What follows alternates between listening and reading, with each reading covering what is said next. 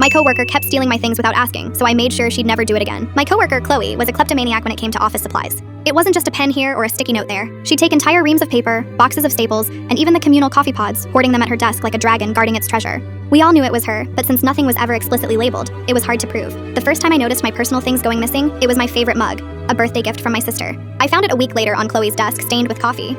I politely asked for it back, and she just laughed it off, saying, "Oh, I must have grabbed it by mistake. We have so many mugs in the kitchen." I let it go, but then it kept happening. My special ergonomic mouse pad vanished, my noise-canceling headphones were borrowed for a weekend, and the fancy hand lotion I kept in my drawer was suddenly half empty.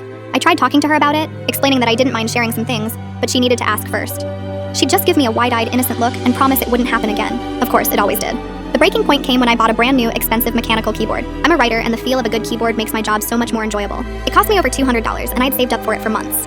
I came into the office one Monday morning, and my keyboard was gone. In its place was a standard cheap office keyboard with sticky keys. I looked over at Chloe's desk, and there it was, my beautiful new keyboard, with a noticeable crumb lodged under the spacebar. I was so furious I couldn't even speak. That's when I knew I had to do something she would never forget. That night, I formulated my plan. I went online and ordered a set of keycaps with a custom invisible coating. Under normal circumstances, they looked like regular black keycaps. But when exposed to the natural oils on a person's hands, the coating would react and leave a bright, semi-permanent purple stain on their fingertips. The keycaps arrived a few days later. That evening, after Chloe had left for the day, I went over to her desk. I carefully removed the original keycaps from my keyboard and replaced them with my custom-made booby-trapped ones. Then, I took her old grimy keyboard and put it back on my desk, hiding my real keycaps in my bag. I left my expensive keyboard on her desk, making it seem like I had given up on getting it back. For a couple of days, nothing happened. I could see her happily typing away on my keyboard, and I was starting to think my plan had failed.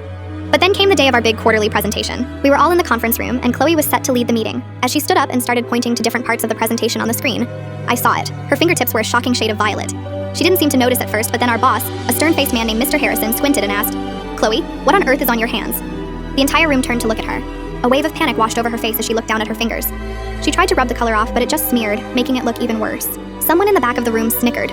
She stammered through the rest of the presentation, trying to hide her hands in her pockets, which only made her look more awkward. After the meeting, she rushed back to her desk, and I saw her frantically scrubbing her hands at the office sink, but the purple stain wouldn't budge. She came over to my desk later that day, her face red with humiliation. "Did you do something to that keyboard?" she whispered, trying not to make a scene. I just shrugged innocently and said, "I have no idea what you're talking about. I've been using this old one, remember?"